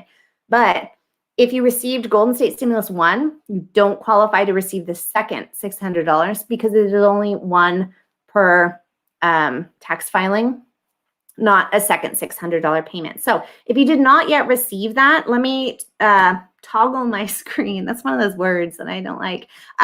Over here, if you did not yet receive Golden State Stimulus, you're going to be waiting on a check most likely. The next mailing dates, because it's like a month, the next mail out dates for checks is December 13th through December 31st. Now, this check mailing date is specifically for a certain group of zip codes. If the last 3 digits of your zip code end in 720 all the way up through 927, then you will receive it in this mailing batch. Now, if your zip code ends in 928 all the way through 999, then yours is not going to be mailed out until sometime between 12/27 through January 11th. There is still a long time to wait for many of you to receive those, unfortunately, and I'm sorry it's taking so long. Okay, how do you apply for rental assistance? You're going to go to housing.ca.gov. That website looks like this. You're going to go down here, and you're going to see all the information is available here. If you need to find information here on eviction protections, etc., then that is all available here. Now, if you need to apply for this, you're going to click on rental assistance, and then you're going to click on the Apply Now button, and then it's going to take you over here, and it's going to let you start the application right here. So that's how you're going to go ahead and access that. You can apply yourself without your landlord.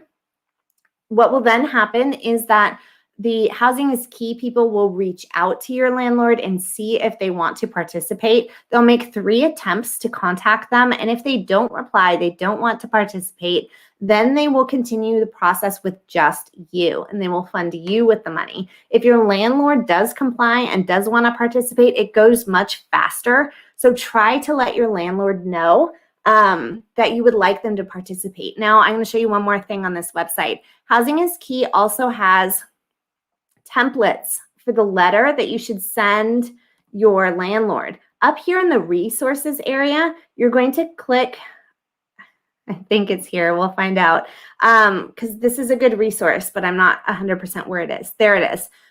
Okay, under here, California COVID-19 rent relief letter to renter, letter to landlord.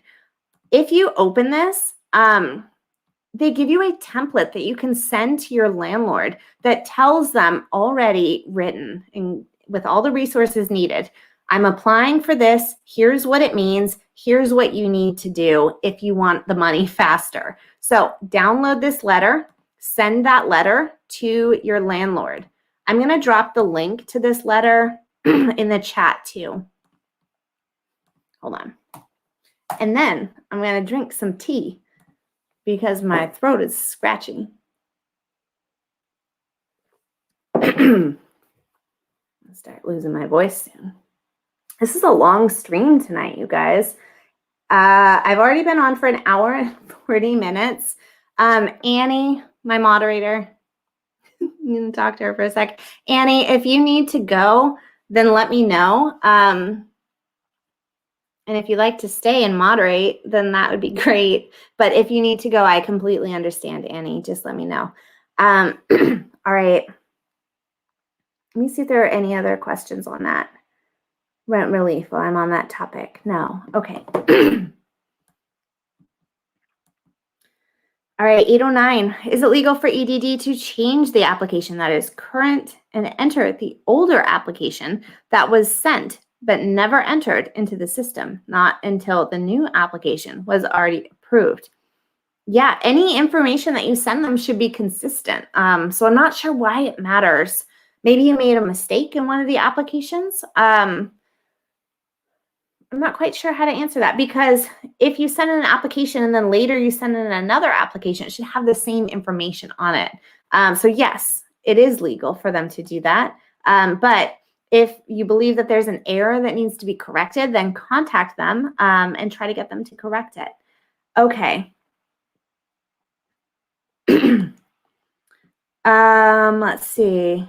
What is, Ginny, you married your business employee, so you didn't have to pay wages. No. No. So my husband did work for me for a period of time way early on, and we decided not to do that. No, he doesn't work right now. He hasn't worked in the last 2 years. It's just me working. He works by taking care of the kids so that I can work during the afternoon. I have the kids in the morning until about lunchtime, and then he has the kids. So he does not work for me. Why is my chat going away? Hold on. Let me find it. 8:39 right now. Okay. Flubber Lane, just wanted to say hi. Thank you for saying hi. I appreciate that. I hope you're well. Jenny, does this live get saved so I can go back and rewind? Yes, it does. In the top bar of my channel homepage, it shows all the live streams, and you can see it later in all of its boring, monotonous, droning on splendor. You can watch it all over again. Okay, Debbie, that caused this request for tax return. Okay, I already saw that one. Scrolling down. Let's see. JM, you were referring to all regular UI exhaustees from 2020 denied PUA because original job loss was not due to COVID, but UI at time of extension was due to COVID. So you would have, the PUA was only used as an extension during the very brief point in time when PEUC had lapsed and was not available. Is that what you're talking about? Those PEUC weeks should have been retroactive. Now, there was a period of, I think, about 2 weeks for some very limited claimants where they did have a gap an EDD is stating that they are not entitled to that gap of benefits. Is that what you're referring to? I'm not quite sure.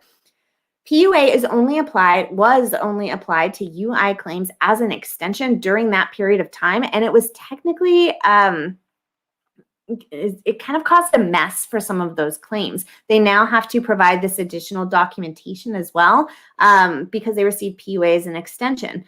So you're trying to deny PUA, but you would have received PEUC as an extension instead, because PUA as an extension was kind of only during that time of lapse. So I'm not quite sure what you're trying to obtain. Did you have a gap in your benefits and maybe PEUC started at a wrong date and they didn't actually fill in that gap? In that case, you're not trying to obtain PUA. You're trying to get your PEUC backdated to the correct date.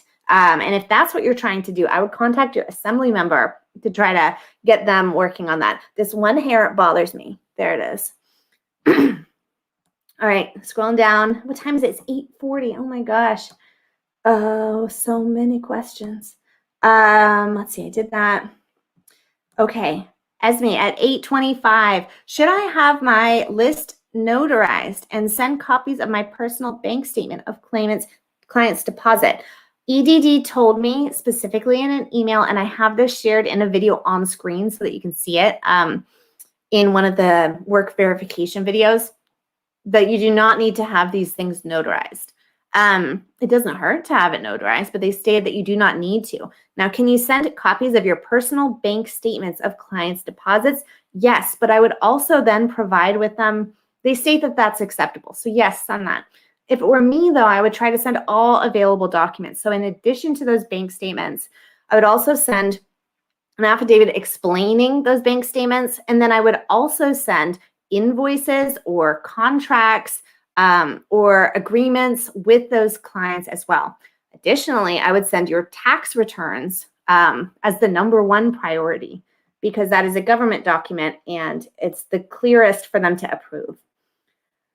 Okay, Gal, a series at 8:26. Thank you so much for all of your dedication. And you're very welcome. Thank you. I really appreciate that. Let's see. I see your question right here. Oh, it starts here. Golden State stimulus check. This chair is so uncomfortable, you guys. It's broken. It's broken and it hurts. Send me a new chair. Golden State stimulus check. Didn't receive the 1 or 2 Golden State stimulus, I think, because I claimed a $0 AGI when I filed my 2020 tax returns back in May 2021. But your question continues. But there's more. However, I did probably make a few dollars, less than $50 of interest or something from somewhere for something like random accounts that I don't really use. Is there any way to still get Golden State stimulus? And do I have to file an amended tax return to do it? Okay, that's a long question. Golden State stimulus requirements for Golden State stimulus 2. You must have not already received $600 previously in Golden State stimulus 1. You don't receive a second $600. Next requirement, you must have a California AGI between $1 and $75,000. There's a lot that factors into an AGI, and it is specifically your California AGI. So if you're looking at your federal AGI, California might be different. There's a lot that factors in there. So I can't tell you just based on your estimated income from those accounts, because you need to also look at the other factors. So check that income on your actual California AGI and your tax return. Next requirement, you must have had wages in the amount of $0 to $75,000. Next, you must have lived in California for at least 6 months in tax year 2020, and you must be living in California at the time that the stimulus is paid out. Additionally, you cannot be claimed as a dependent by anyone else. Now, many of you may have a spouse. Your spouse may have received it. You will not receive it if your spouse received it and you're on the same tax return, because it is 1 per tax filing. Now, if you do qualify, then they are still paying these out. The individuals who have not yet received this are in these zip codes. These are the last 3 digits of the zip codes. Let me make this bigger. These are the last 3 digits of the zip codes. If you're in a zip code ending 720 all the way up through ending 927, then your check is going to be mailed out sometime between December 13th and the 31st. And then it takes up to 3 weeks after that mail date for you to actually receive it. Additionally, if your zip code ends at 928 through 999, then yours is not going to be mailed until 12/27 through January 11th. So there are still a lot of people that have not received their Golden State stimulus who are still going to be waiting to receive those checks. So if you have not yet received it, check all of those different things that I just listed and it might explain why. Okay, I did that. Okay, I did that. I don't know why I'm seeing this one again, but I am. Yeah, if you want to see my picture book, it's fine. You can look it up. It's called Tell Me What the Earth is Saying. You can go to tellmewhattheearthissaying.com, or you can find it on Amazon, Barnes & Noble, anywhere. But this isn't my target market for selling that book. That's why I'm not trying to sell to you guys. I'm trying to provide information for you guys. So my purpose of sharing the book with you guys comes later, which is why I'm not sharing it and like marketing to you guys, because I'm marketing elsewhere. I'm going to be sharing with you guys how to publish your own children's book and how to make a business out of it and how to get that income coming in passively once you have created it, and how to get it quickly and easily on Amazon and Barnes & Noble and everywhere. So I'm going to share that information with you guys. Okay, Esme, okay, I already did that one. Scrolling down to a more recent timestamp. Okay, let's see. Wait and see game. Who is going to look for a job in the middle of the pandemic? You were asking her to provide proof that she looked for a job while school closed. What in the hell is this? Am I asking? I'm not asking anything. I'm telling you guys what the EDD is requiring. So what that individual was stating was that they were in a training program, and then their plans for employment were derailed due to the pandemic. What the EDD wants to see, not me, I don't care what you provide, I don't care what you do. What the EDD wants to do is they need to verify that you were entitled to benefits. So what they want to see is they want to see your plans for that employment. Because if you weren't employed prior to the pandemic and you didn't have a promise of a job offer, and you didn't have like a business on record, etc., they need to verify that you were trying to be employed. So I'm providing suggestions on what she or he could send over to substantiate that, because it can be kind of difficult to figure out what to send. Okay, Debbie Hall, can we anticipate live shows on Wednesdays weekly? No, you cannot anticipate them weekly. I'm not doing them weekly anymore. There's just too much going on my plate. I have like YouTube is like one fraction of my businesses. I have a lot going on, so I'm trying to balance things. There's a lot going on, so I'm not doing a regular live stream day. They're still on an announced only basis. Okay, I already did that one. Mary, and I'm at 8:33 in the timestamps. Will sending 2019 tax return and need something for 2020 January and February. It depends on what your unique notice states. Let me pull up the notice again so that you know where to look. In this notice that you're going to receive from the EDD, they are going to, right here highlighted in yellow, they are going to show you exactly what year and what time frame you're looking for.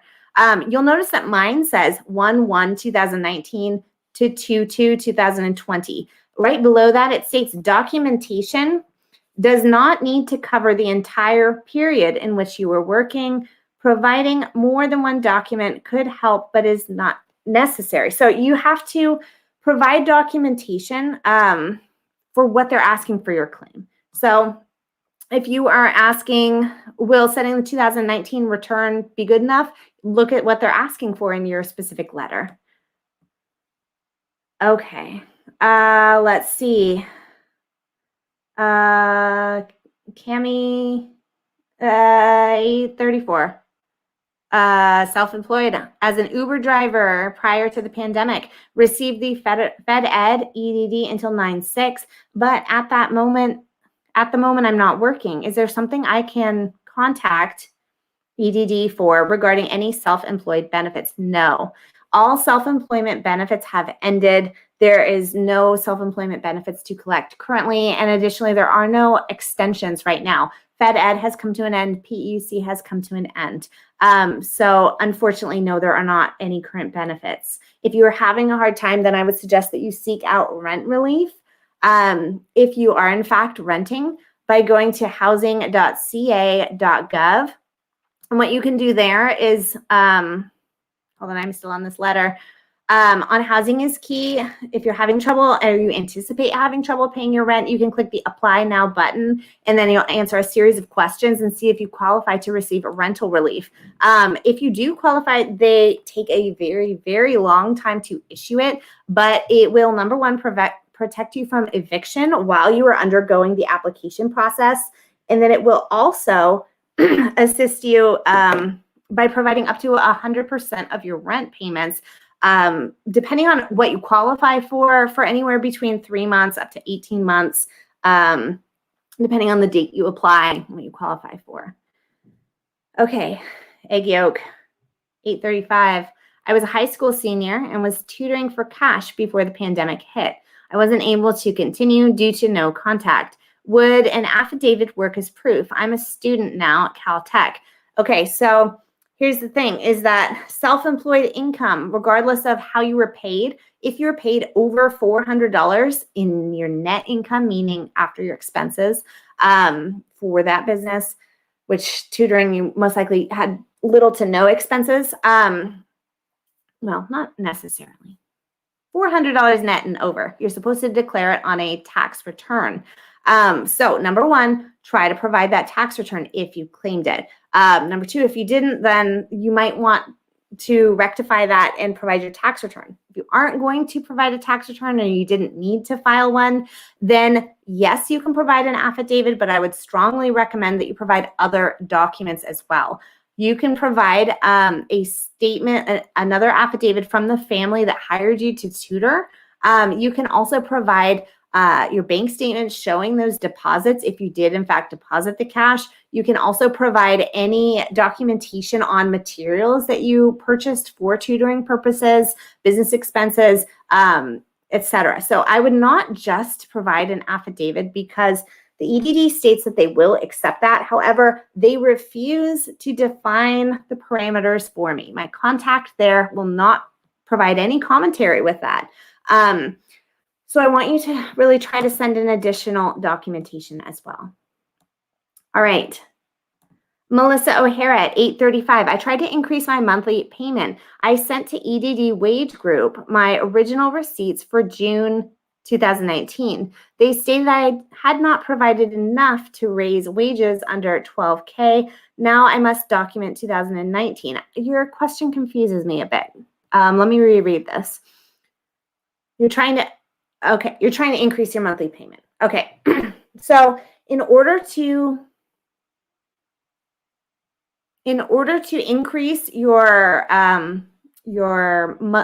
weekly payment, your weekly benefit award amount, you have to have earned roughly $17.5 thousand or higher in order to increase it above the amount. So if you're saying 12,000 is what's documented, you're correct. That is not enough to increase it above the minimum.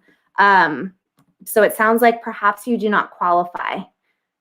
Okay, Francis at 836. My UI claim ended. They said I could be eligible for an extension. How do I know if you're not? So all extensions have come to an end. On the EDD dashboard, it does currently state that you might need to qualify. You might need to reapply for benefits, but that's only if you actually qualify for a brand new unemployment claim, which would mean that you worked within the last year since the start of your claim, and you earned $1,300 or more in your highest earning quarter in W-2 income. Now, there are no extensions currently. PEC, Fed Ed have all come to a close. So no, there are no additional extensions. Okay, scrolling up here.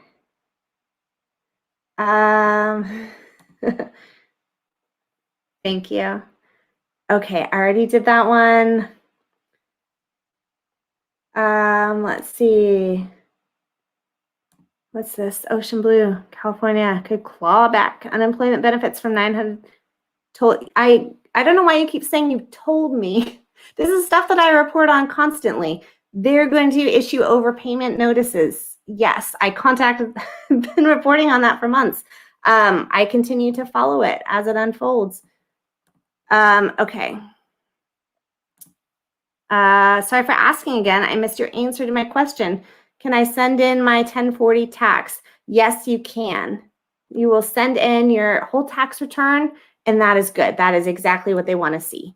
Okay, Eric at 842. I applied for PUA back in April 2020. I did the ID verification and everything, but I couldn't finish the application on time. So my application expired. Can I reapply?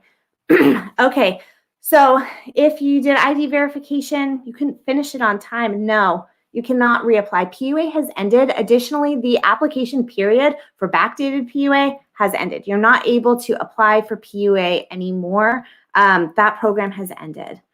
Okay, Alexia at 843. What happens if you work in a shop and they pay you in cash and considered you as self-employed? I do taxes every year as self-employed. Okay, but what's the question that you're asking? Maybe you're trying to ask what work verification documents do you provide?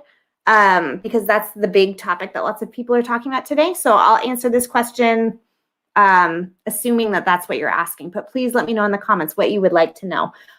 If you worked for a shop and you were considered self-employed, they're going to be looking for proof of that self-employment prior to the pandemic. So you're going to provide your tax return. And yes, you did do taxes every year. So you're simply going to check that letter and see what year the EDD wants to see from you. And then you're going to provide documentation in your tax return. So just send over the whole PDF of the tax return to the EDD and you're all set. Okay. Give my throat a break for a second. Hold on. Annie's texting. Annie texted me 20 minutes ago. I didn't see it. Okay, Annie can stay and moderate. Thank you, Annie. I'm sorry I'm going so long. Annie works for me in my photography business. And Annie, you were the best. You were always happy to do everything, and I really appreciate you. Okay. All right, Bismarck T at 844. I want to show intention to work before the pandemic. Is a DBA and business plan and contracts before the pandemic enough documentation to show? Yes, you are all set. You're going to show intention to start your business and be self-employed. DBA is a doing business as statement. That is a government document. Yes, that by itself should be good, but send as much as you can. Next, you're sending a business plan. Yes, that is good. Next, you're sending contracts. Yes, you are good to go, my friend. All right, Mary Chang at 844. Provide self-employed required January 19th through February 20. Will send 2019 self-employed tax return and business license. Will that be enough? Yes, that is enough. But let's see your dates. 2019, and that is within your date range. Yes. It doesn't hurt to send tax returns from both years. So if you have them, just send both years. But they don't require you to send them both years. You are already doing all that you need to do. Okay, June B at 845. Mrs. Silver, what's your take on regular UI having some gap weeks when PUA doesn't get any gap, even if it's their first time working and that job was canceled? Regular UI, oh,